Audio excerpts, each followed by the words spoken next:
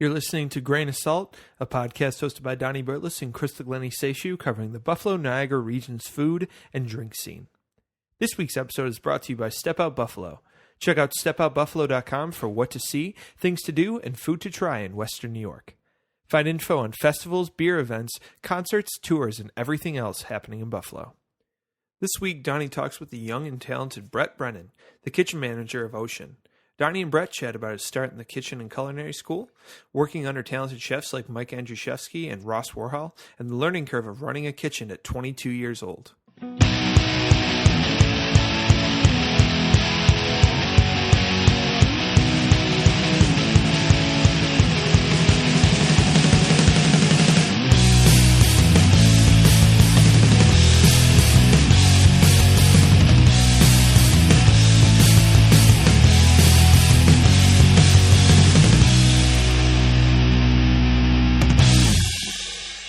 Brett, thank you for coming down and doing this podcast. I know you have a pretty ridiculous schedule, so yeah, I think, as you mentioned when we were setting this up. I think right now it's like 7 days a week, which is a little crazy, but I mean, it's such a strong concept and something that I really believe in that, I mean, the hours really don't even matter at this point. Yeah, I mean, I guess if you have a passion for what you're doing and you I mean, obviously you want to be hands-on as much as possible, so you kind of comes with the territory. Right, as many people have told me before, it's a labor of love, you know? In front of all the blood, sweat, and tears, I mean, you know, it's the passion that gets us through those 12-hour shifts, you know? That's kind of what we figured with, what we've heard with other chefs and things like that. Exactly. It's an insane schedule. You mentioned that you're, because we were trying to figure out days, and you were like, you have to do it soon because we're doing the Taste of Buffalo. And has that already started? Yeah. Well, it's funny because when, you know, I was brought onto Oshun, I'm like, we have to do the Taste of Buffalo. Like, oh, you were the proponent. Oh, completely. Yeah. Jim was like, I don't want to do it.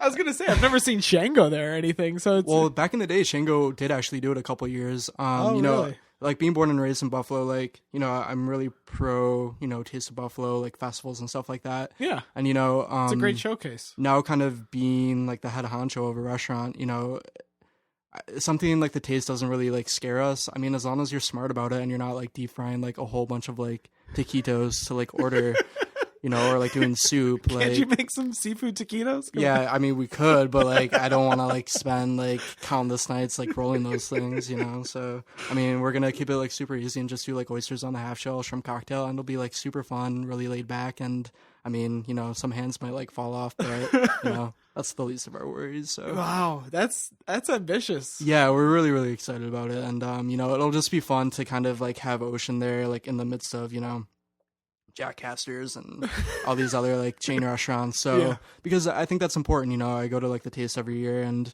you know, it's just a common thing that everybody's like, oh, well, I wish like a local restaurant was here. Yeah. So, you know, hopefully like after this year, like people will kind of follow suit and maybe we could get a couple other people involved. Yeah. So. Yeah. It definitely seems there's definitely like a, I don't want to say this. There's a certain type of restaurant that usually always participates in the Taste of Buffalo. And, it's usually a certain level of dining and a certain level of creativity that they bring to the taste. And it's exciting to see a restaurant like Oshun, which I think is one of the more progressive and interesting restaurants to actually take on that challenge of serving something to the masses. Because, I mean, that's like 500,000 people. Yeah, definitely. I think we're already like calculating like we're probably going to need like 10 to 12,000 oysters.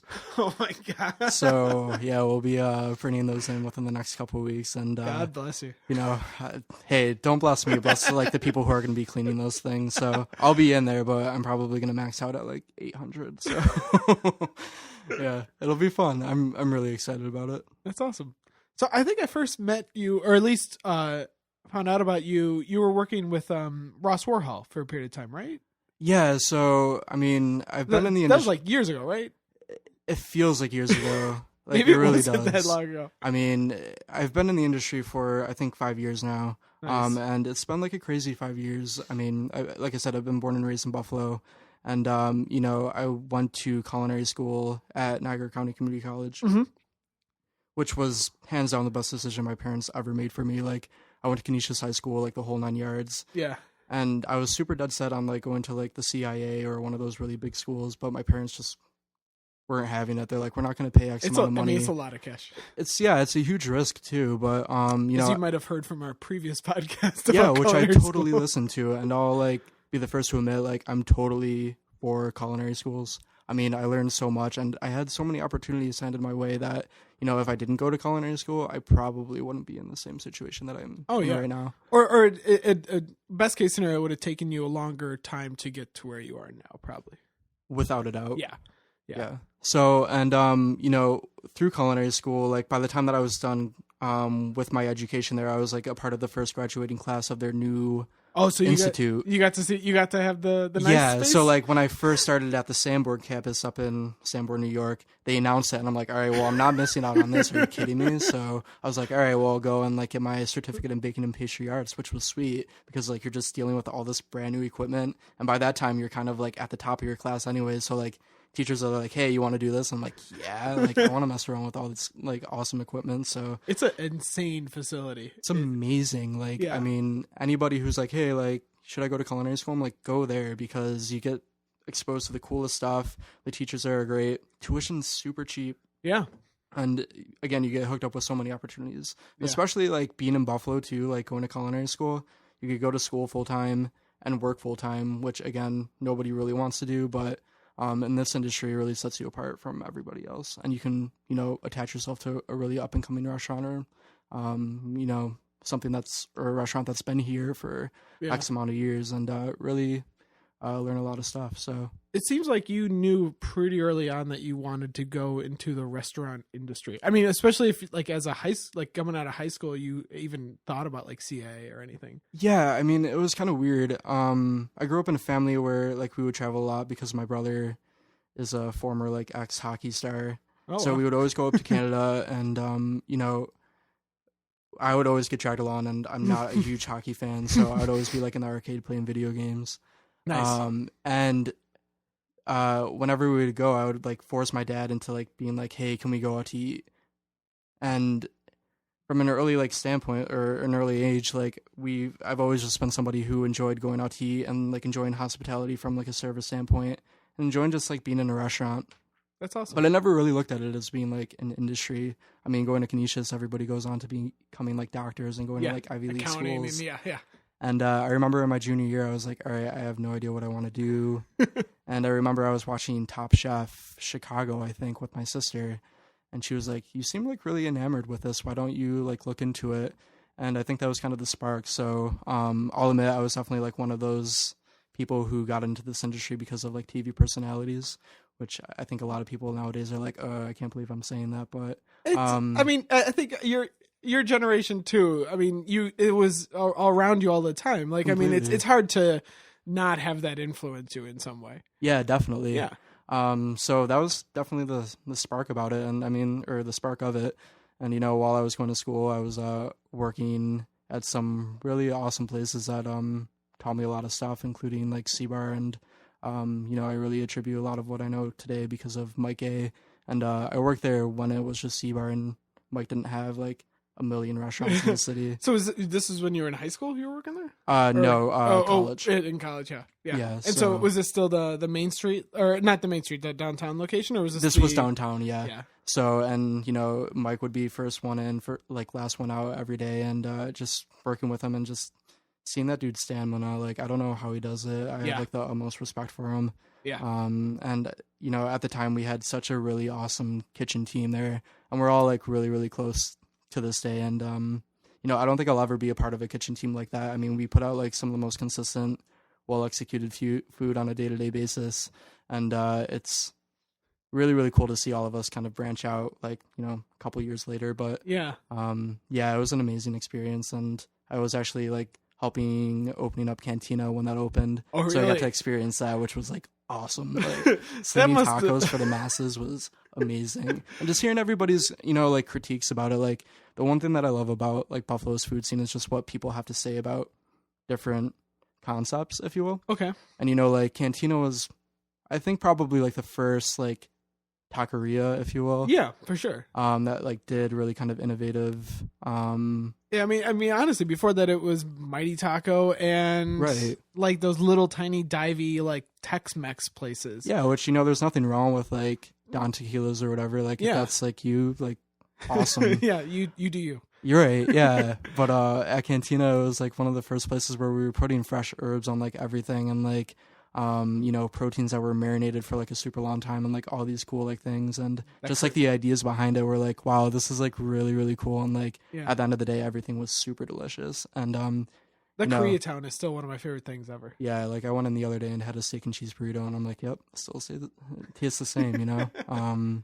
But yeah, that was an amazing experience too, and just like seeing like how much food like that kitchen could put out was ridiculous. Yeah, that must have kind of been like a trial by fire type thing, because like when that opened, I mean, still to this day, Cantina is probably the busiest restaurant in downtown. I would totally if you agree. wanted to say like you need a reservation on a Wednesday like type of place, because like completely, yeah. I mean, it just turns and burns, but yeah, like you said, like you definitely need like some sort of reservation to kind of get in there. So. But that must have tested your, I mean, obviously you're passionate about working in the restaurant industry, but an environment like that where like you're not stopping moving for like 8 hours. Well, I think one of the nicest things that was said to me, Rich Hollister, who was like the main guy there at the time, we just got reviewed by like Janice Hoken, and again, like I wasn't working there full time. I'd be working at like C-Bar, and I'd just help out like at Cantina like once or twice a week. Yeah. And like every day that I'd be in there, like I'd be like downstairs in the prep kitchen, like shredding cabbage as fast as I can with like my knife, and like making as much pico and as much guac as I possibly can, and just like hooking these guys up so like that way they could just continue to like put out like tacos and tacos and tacos. Jeez. And I remember like the one day Rich was like, we got like 3.5 stars, and he was like, you know, Brett, like that 0.5 star is for you. I'm like, that is the coolest thing somebody has ever said to me. So yeah, Cantina definitely holds like a special place in my heart. So, that's awesome. That's really cool. And then so from there, I graduated from the Niagara Falls Culinary Institute, which was again an amazing experience. And the whole Ross Warhol thing is such a funny story because I remember I helped him out with like this event like while I was at school. Yeah. And then my graduating year, I remember a couple of friends and I from school were doing the Shamrock Run in South Buffalo. Oh, okay. And at the end of it, you know, we're at the beer tent, underage. And I remember running into Ross, and he was like, "Hey, Brett," and I'm like, "You remember who I am? Like, that's sweet." For people who don't know, maybe Ross Warhol worked at the Athenaeum Hotel for I think probably 3-4 years or something like that. Yeah, and he's got a resume that would make most chefs blush. Like it's insane. The dude's a badass, like straight up. Yeah. So I remember I ran into him, and we were like shooting the shit, and all of a sudden he was just like, "Yeah, so I'm looking for a sous chef." Like wink, wink, nudge, nudge. And I was like, like, I don't really think I know anybody at the moment. And he was like, no, like, Brett, like. You were picking up things. Yeah, I'm kind of clueless. I'm sorry.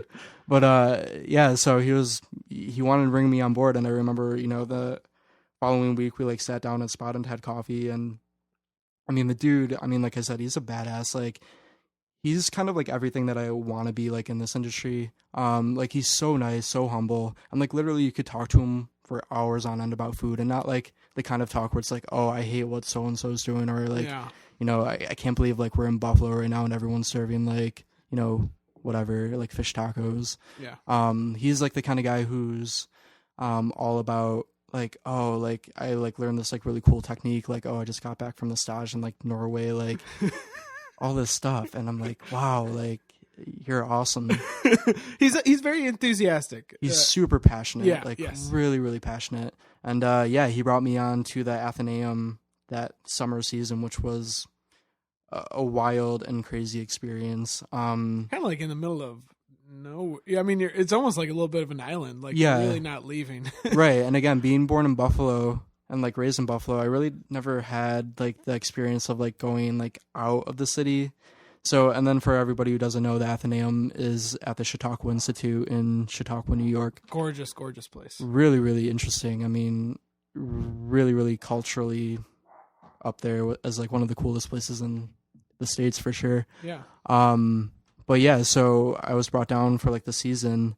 And what we would do is we would just oversee like all the dining operations at the Athenaeum Hotel, which mind-blowingly in like a 10-week period you're putting out like something ridiculous like 15,000 plates or something like that. Wow.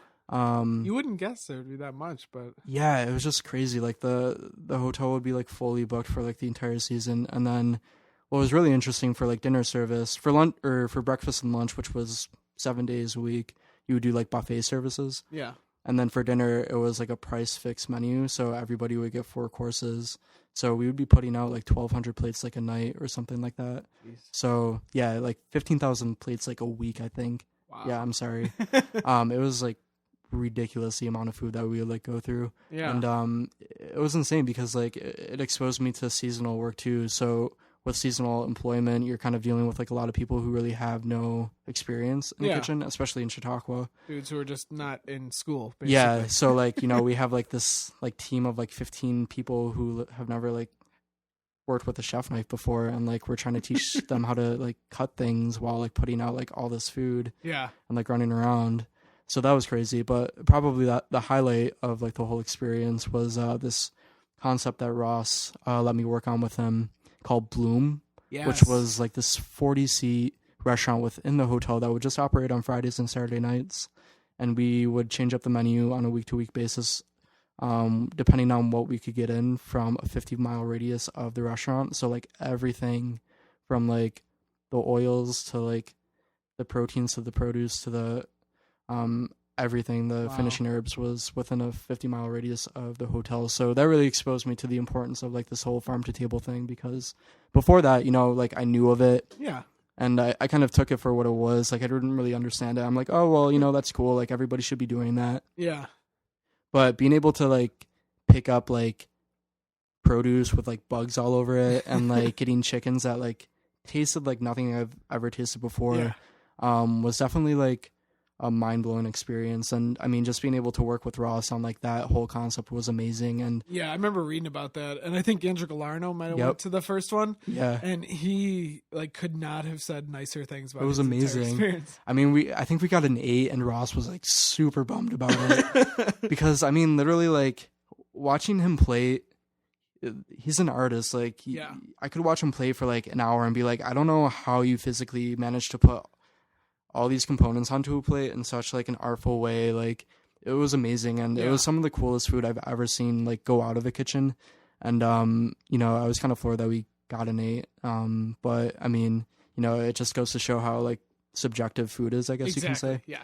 So but it was such a cool experience. And I mean, you know, moving further into the season, I think like week 5 of like week 10 of the entire season, you know, Ross and like the GM had like a huge altercation, and Ross left. Yeah, he's now in Texas. Yeah, which he told me from like the beginning that like he like just got that job lined up, so like that was his game plan. Yeah, from the get-go. So, you know, I was like super supportive, and I was like, yeah, like that's awesome. Like, you know, you're gonna find a facility that's gonna like really like bring out your talents, because with Ross, like he's so talented that, you know, like he shouldn't be like in charge of a hotel that's putting out like 1 million like plates of food a week. Like he should be like in charge of a 40-seat restaurant. Yeah. With a staff of like 5 to 6 like really like talented cooks, putting out some of the most pristine food like in the country. So I think we're all collectively holding our breaths waiting for him to come back to Buffalo. I think he wants to. I saw him, like he came to the restaurant Oshun like in December, I think. Nice. For like a night, which was really, really cool.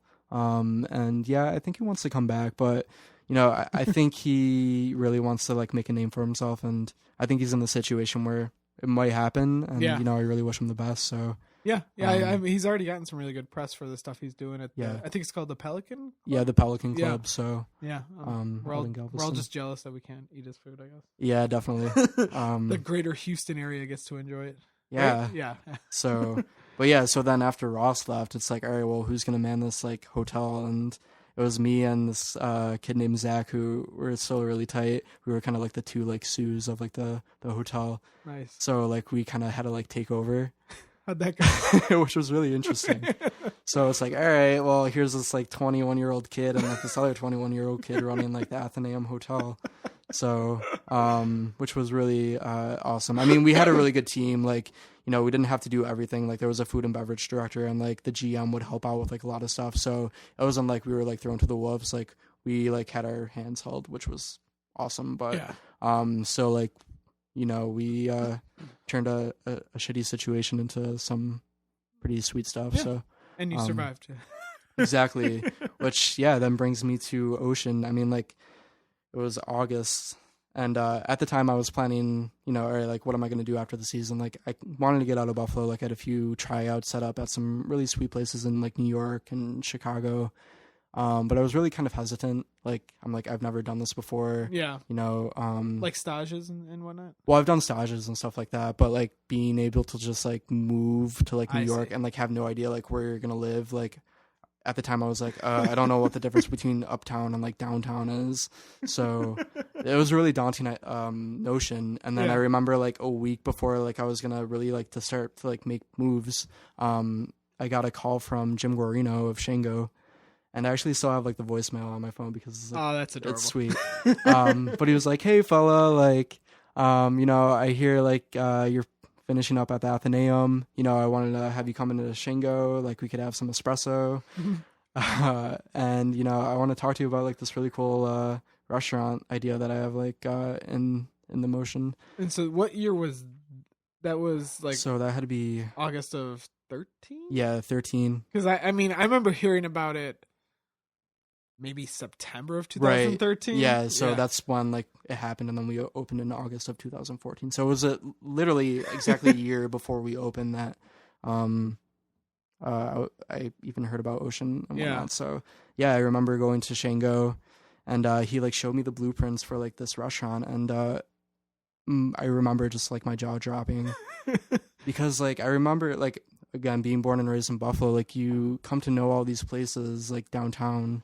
And I remember the Howard Shoe Store, just passing it like onto work like all the time at C-Bar. Yeah. And just seeing like what Jim had in mind like for this like restaurant, I'm just like, this is really going to be a game changer.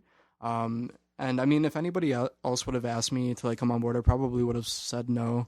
Like, I really, really respect Jim and like everything that he does like for the restaurant community. Like, Shango consistently has been like one of my favorite restaurants in the area since it's been around. The fact that it is excelled for so long in an area that is not known as being like a destination dining area. Like the UB South area, nobody thinks of that as like, we're going to go dinner near UB South campus. Yeah. But like that restaurant is consistently full and excellent. And it's because the food is always super consistent and really good quality. And of course he's just hospitable, he's such a gentleman, super nice guy. And I really kind of wanted to latch onto myself with like a mentor, if you will, like somebody who is really going to like not take any shortcuts with anything, somebody who's going to really respect you, and respect everybody. And I knew like Jim would be like the guy. And he was like, here's a restaurant, here's the reins, do you want it? And I remember I was like, oh boy, this is kind of a big move. So I remember walking into the building before anything was built. Like everything was tore down pretty much. Yeah. And like just looking at the size of it and like thinking like, holy shit. Like Buffalo has not seen a restaurant project like this. No. Like maybe ever, but definitely like in decades. Yeah. Well, I hate when people are like, we're bringing something to the Buffalo scene that Buffalo's never seen before. Because I mean, even back in the 80s, like you had restaurants that were doing really, really cool stuff and a really like cool concept. That are completely non-existent today. Like nobody knows about them, but like I don't want to say everything's been done in Buffalo, but like you may be doing like the next trend-setting like food thing, but I mean Buffalo's had some really like cool restaurants over like the last 60, 70 years. But yeah, Oshun was definitely like something that I was like, wow, this is something that I think could really like benefit like this whole resurgence of Buffalo. So, and they were really the first ones to really plant the flag of the downtown high profile projects. Well, the funny thing in the recent time, completely, because like I remember when I was offered the job, nothing else was like announced. Like Bistro Europa was still like fully running. I think Ed Forster was still doing like workshop stuff. Yeah. So I was like, oh, cool. Like, this is going to be great. Like, we're going to be like the big restaurant. And 716, like nobody had any idea what that was. And then as soon as I signed on over like the next 2 months, like all these restaurants like get announced. And I'm like, okay, well, we're going to have some pretty stiff competition. Like 2015 is going to be like a big year for restaurant openings. Yeah. So, and it was like super exciting. I mean, like, Buffalo, I think, has really never experienced anything like this as far as like the restaurant scene goes. Just like so much effort and so much time put into like really awesome restaurant facilities that all open within like a couple months of each other. It's insane. I mean, you mentioned like Buffalo Proper and Black Sheep. Yeah. Like the three of you guys open in August. Yeah. Like all I remember just like, and I'm sure they were probably like in the same boats, but just like, oh man, like I think we're all gonna open like within weeks of each other. Like what's gonna happen, and like are they gonna eat up all the business? Like are we gonna eat up all the business? Like what's gonna happen? And yeah. The cool thing is like I remember when all like the menus started to come out, because you know with writing the Oshun menu, I really wanted to make sure that you know it was really distinct in its concept, and like there were things on there that I didn't want like anybody else to be doing as far as like ingredients go or went, and just like proteins and stuff like that. Oh, yeah. So I was really kind of interested to see what like everybody's opening menus were going to be about. And I remember reading them and I'm like, wow, like everybody has such a distinct like concept behind it, and it was really, really cool to watch. And again, really, really cool to see how the public you know perceived it. And yeah.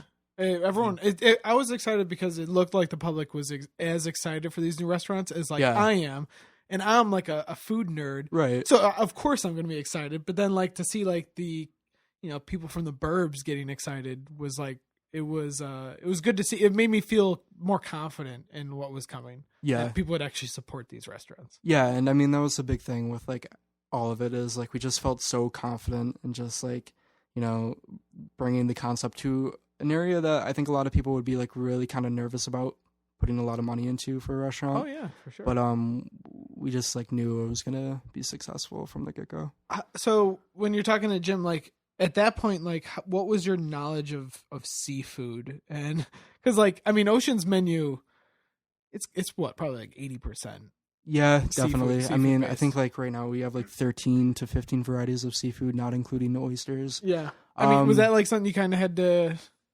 Yeah, I mean, again, like coming from Seabar, like I had like kind of a notion of seafood, and like you know everything that like they do at Seabar they do correctly, and like sourcing and everything. Yeah, exactly. I mean, they still I think have like the most pristine like seafood in all of Buffalo, like for sure. Yeah. But so, you know, like if you would ask me like 5 years ago, like, oh, what would you be doing? I don't think I'd be saying seafood for sure. And like, even with oysters, like I had a very like amateurish, like, experience with it. Like I've opened oysters before, but like, I couldn't tell you like from sight, the difference between a Barnstable and a Wiano, which are both from like, you know, Massachusetts. Now you can. Now I do. So yeah, I mean, it was definitely like kind of getting thrown into the fire a little bit. But, you know, with it, again, like, I kind of had a year before we opened, so it really allowed us to kind of figure out, like, what we wanted to do with the food. And, you know, with, like, our whole concept, like, the really exciting thing about Oshun is, you know, it's not necessarily, like, food first, which I think a lot of restaurants are. Like, it's usually food first, then space, then service. Mm-hmm. You know, with Oshun, it was very, like, space first, like, walking into the space, it was like, I know exactly what I want to eat here. Yeah. And like Jim and I both agreed like that it had to be like really light, really fresh, and just aesthetically like super kind of cool. You know? Like no heavy sauces, like not a lot of butter, just more like vinaigrettes, like things that like would be satiating by the time that you're done eating it, but like wouldn't like leave you feeling like, wow, I can't believe I just ate like all that risotto. Okay. You know? Yeah. No, I mean, when me and Ellie first came, we probably had like 10 things that you guys slid out slowly that evening. And, yeah, I mean, we walked away being, you know, very full, but like, not like, roll me out of here. I need to, you know, lay down for an hour, like type of full. Yeah. Like, and I think like, so I had, at the time you were kind of working at Shango and you were working with my buddy DJ. Yeah. And so every now and then he would send me a text and he'd be like, they're trying out some crazy shit. He's like, it's going to be so awesome when Oshun opens. He was like super pumped and he was kind of amping me, but I didn't know anything about the menu besides seafood and oysters. And when I saw the first couple of dishes that you sent out, I was like you were saying with Ross being an artist, like there were gorgeous plates, like very progressive presentations that you wouldn't naturally assume with the like what you're ordering. Like if you're just ordering king crab, people have an expectations like exactly. Yeah. Completely. And I think that was the most exciting thing about like the entire thing is like obviously like going into it, you know, like nobody knew who Brett Brennan was. And like nobody really knew what the menu was all about. Like we really kept it like on the DL just because it was really kind of a bold approach. I remember like 5 days before like we got like the go ahead, I was like shaking in my boots. I'm like, people are either gonna love this or like they're gonna absolutely like hate this. And I mean, now that I look back on it, people either love it or they hate it. So yeah, but I feel like you're gonna get that. Yeah, exactly. But I like that because like the menu description, it almost doesn't make you think one or the other. Like if you're just ordering it, like it's not overly descriptive your Right. menu. So what you present is what it is, but it just might not be the traditional sense of what the person's expecting. Yeah, exactly. I mean, everything with opening like. Our biggest thing with Oshun was like we had to nail our initial 6 weeks because in Buffalo like you only get one shot. You know, people come in like they have like a weird experience. Everybody in Buffalo is gonna like associate like that restaurant with being like weird. Yeah. You know, so we really like put our best foot forward with like our initial like opening and everything down from like the uniforms of like all of our employees there to like again like how the menu is like laid out and just like the aesthetics of everything. You know, from my perspective I was like, wow, this could be like really intimidating from a guest perspective because you're coming into this space and you're like there's so much to look at and like it's so cool that in terms of menu like I didn't want it to feel like wow I don't know what any of this stuff is and like I don't want to intimidate the guests. And whenever I write menus I always try to like you know do like things that a lot of people can associate with and maybe like throw one thing in there that people don't really know but they're still gonna order it because it says bacon, you know. So that's how like I write menus. That's a good method. Because again you have to whenever you go into a restaurant like you have to understand your clientele and like being in Buffalo like you know maybe like I had a one up on like a lot of other people but like I know exactly what people in Buffalo want to eat. Like I've been eating this food since birth. Like you know everybody has like that that palette of just like loving like sweet and tangy things that have like a kick to it, you know. Yeah. And like that's kind of like the food that we wanted to bring to the table too. So I think you guys nailed it. I mean, Ellie, I mean, we wrote about it, but like we loved that meal and we were so excited to see like something that creative with seafood in the area. I mean, obviously C-Bar, you know, has done Right. similar things, but Completely. This was a different type of aspect. And that was huge too. Like everyone's like, oh, so like it's really funny actually. Like a lot of people still to this day come in and they're like, so you guys serve sushi, right? And I'm like, no, like that's on the street. Like go to C-Bar. Because, you know, I think it's such a cop-out, like, if you're opening up a restaurant to just, like, blatantly, like, copy, like, what other people are doing. Like, yeah. Although I worked for Mike, like, there's no intention at all that I'm going to, like, rip off, like, beef on wek and put that on, like, the menu. Yeah, I mean, like, I think that's so out. shady. Yeah, like, so shady. So it was really, like, important to me to be like, okay, like, C-Bar does really minimalist, like, they let, like, their fish really shine. Like, here I want to do, like, a more bold approach to, like, seafood. You know, which again has had like mixed reviews, like sometimes like to the point where like it's like, oh well, I can't even taste the fish. But like, I really wanted to make sure that like nobody could come and be like, wow, like Brett completely like ripped like me off or whatever. Yeah. Because again, like it's such a small area that like, you know, and there's so much opportunity to do your own thing. Like, why settle for just doing what everybody else is doing when you could actually like take a risk and just kind of go for it? Which you know, I'm super grateful that like Jim has let me down because I don't think a lot of people would be like, okay, like, yeah, you can do this and have fun with this huge restaurant that we just opened. Yeah, right, exactly. So, but I mean, it wasn't like that. Like, you know, again, we really put a lot of time into our opening and, you know, like tasted everything, did tastings with our staff, and our opening staff was like awesome. Like, we still have like a lot of people still with us, but I just remember like doing our tastings and just like, you know, like the scallop dish, just like putting that out and just like having like all the servers eat it and just be like, wow, like this is amazing. And you know, I think then we were all just like really kind of like giddy and just being like, ooh, like this could be really fun. So yeah, it's been an amazing experience, seriously. Yeah. So. I mean you're still pretty young. How was that transition to opening a restaurant and being in charge of a whole kitchen staff? And yeah, I mean, after the whole Chautauqua thing, because Jim obviously, like when we sat down, he was like, do you think you're ready for something like this? Yeah. And I was like, you know, I've been really grateful to have like a lot of opportunities come my way. Like I've done a lot of like cooking competitions all over like the States, and I've managed to like win a few. And you know, like I've had the opportunities to like do like food lectures to like farmers and like food professionals and stuff like that. And, you know, like the whole Chautauqua experience about like, you know, like having like your man leave and just like having to run show when like nobody else is there to do it. And at that point, like I really haven't like effed up. So I was like, you know, like, yeah, I think I'm ready for this, you know, like, even if it is a failure, like, which, you know, again, like that's why I work 7 days a week, because like I will not let it be a failure. You know, I just knew it was going to be a success. And, you know, when I initially like talked to a few of like people like in the industry about it, like, you know, I got a lot of shit about it. It's like, well, who do you think you are? Like, you know, being so young and wanting to like be in charge of like such a like legit restaurant. And, you know, I think my view on that is, you know, in terms of being qualified for a position, I don't think you're ever qualified. You know, there's always somebody out there who's going to be working that much faster than you, that much quicker than you, that much humbler than you, and will want maybe not as much money as you.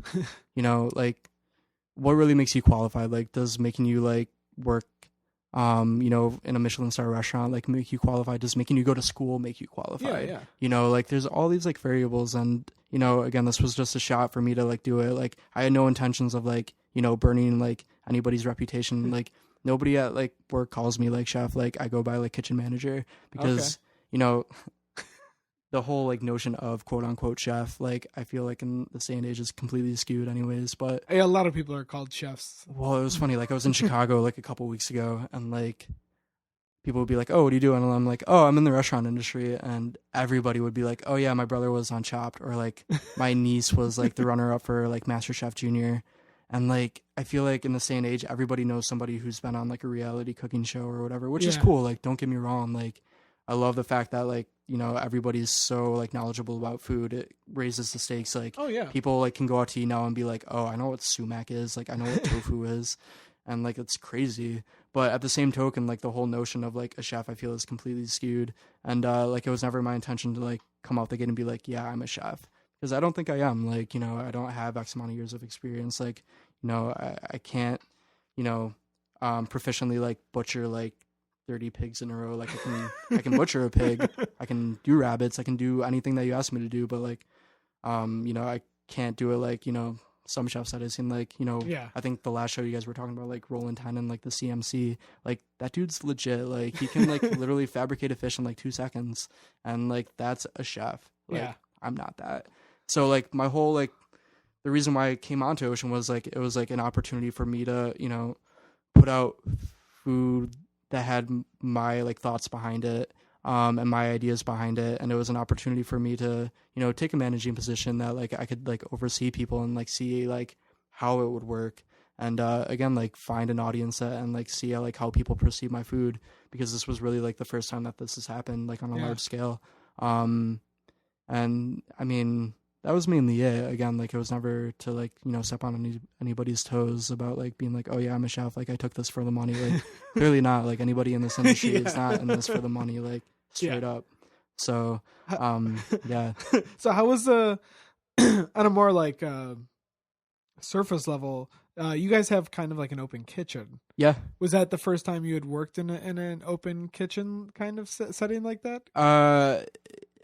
Yeah. I mean, I've staged in open kitchens before, and with me, like I've worked in places where like, again, like, you know, you work in a kitchen, you don't say a word, and like you just do it. So like I took like those things, and I'm like, all right, well, this has to be like in the open kitchen. Like we can have a lot of fun, but like we can't be like swearing, like we can't be like throwing like pots and pans like across like the kitchen. Like that's not gonna work. Knock your tongues on, you know, the trash can. Yeah, exactly. And again, like going back to like the aesthetic of it, like we have to have a uniform, you know, and like which was really cool, because from, you know, the notion of a customer, like I think it'd be really awesome to like have somebody come in and be like, "Wow, like this is an open kitchen, everybody looks the same, like everybody as soon as they come up goes to wash their hands, like wow, this is really, really clean, like everything's just like efficient." And it also kind of adds to like camaraderie too, because like everybody's like, you know, looking on up here, and so like, you know, whoever was working fryer or whatever usually has like cornstarch all over them.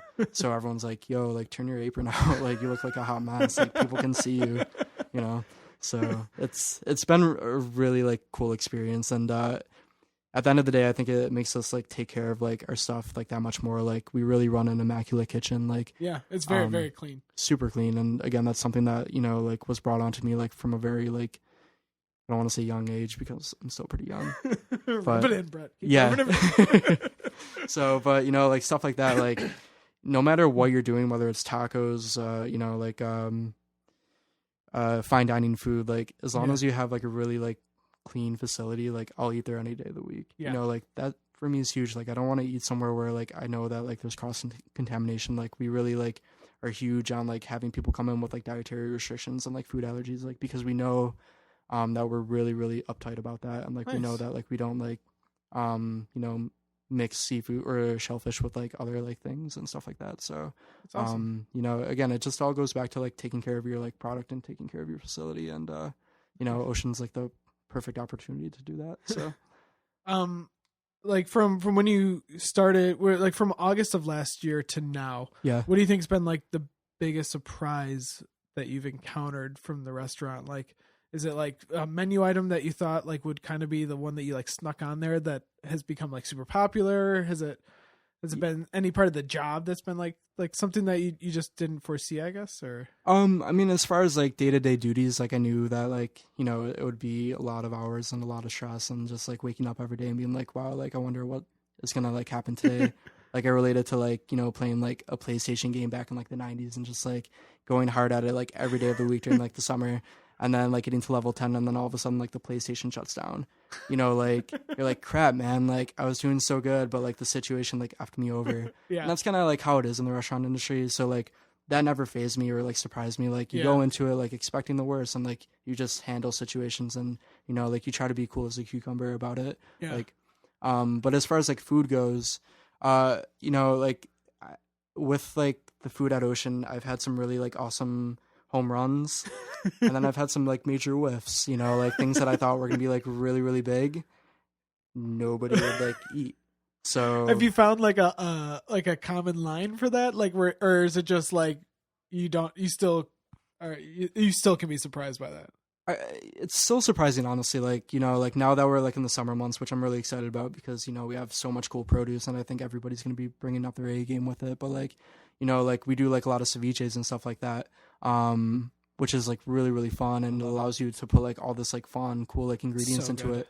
But at the same token, we'd be running crudos, and like nobody would buy those, stuff like that. And then as far as like flavor pairings go, like I remember one weekend for shits and giggles, I remember I did like truffled mashed potatoes with like asparagus, lobster sauce on like a tilefish, like seared tilefish fillet, and like we sold out like that night.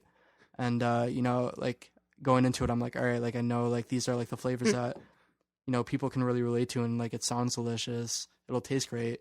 From a creative standpoint, it's not like the coolest thing because you're not reinventing the wheel, right? So like again, like you just have to know like your demographics and stuff like that. Like you can do the wildest crazy stuff, and I tried doing that. Like I wanted to see how far like the boundaries would go. Yeah. Like I'm like, oh wow, like people will like have like popcorn on their scallops or whatever. Like let's see like what the next thing will be. And I think we hit like a point where it's like, all right, maybe like we need to scale it back a little bit. And like right now again, we're just like doing like really like fresh food that has a lot of color to it, aesthetically looks really kind of refined, that I think unanimously could be like enjoyed from like a lot of different demographics, and being like, wow, this tastes delicious, and it has a lot of flavor to it. Nice. So yeah, it's been really interesting for sure. I think we can actually wrap it up. Sweet. But what do you look forward towards the rest of this year and going forward with Oshun? Like, what do you have as terms of like things you want to accomplish? I mean, there's a lot of things that we want to do with aside Oshun. from living through Taste of Buffalo. Yeah, I mean, Taste of Buffalo, like no sweat, we'll be able to do that. But like, there's like so much potential with Oshun, and like, we're not like the best marketers, and something that we have to work on.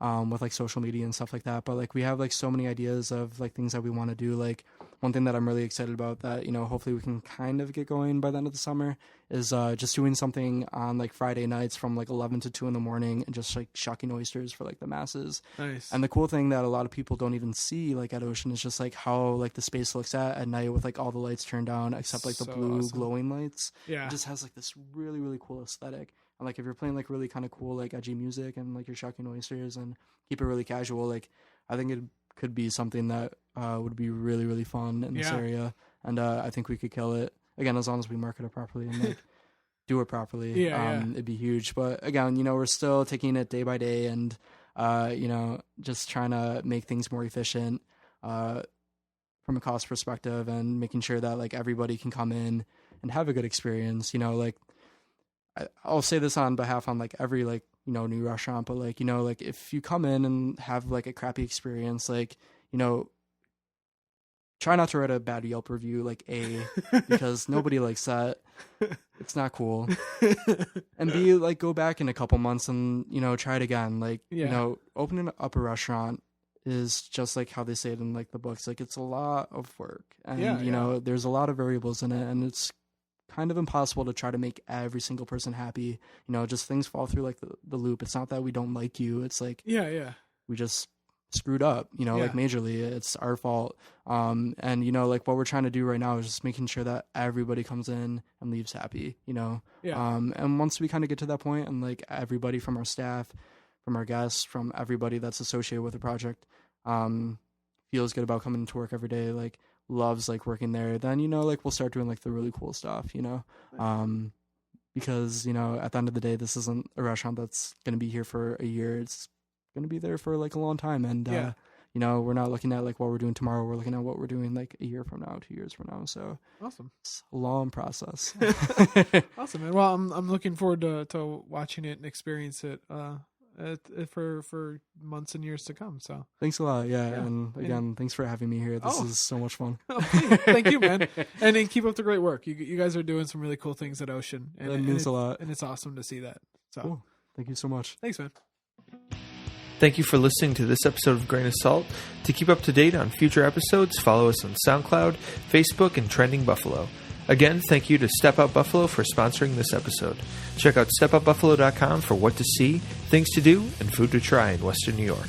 Find info on festivals, beer events, concerts, tours, and everything else happening in Buffalo.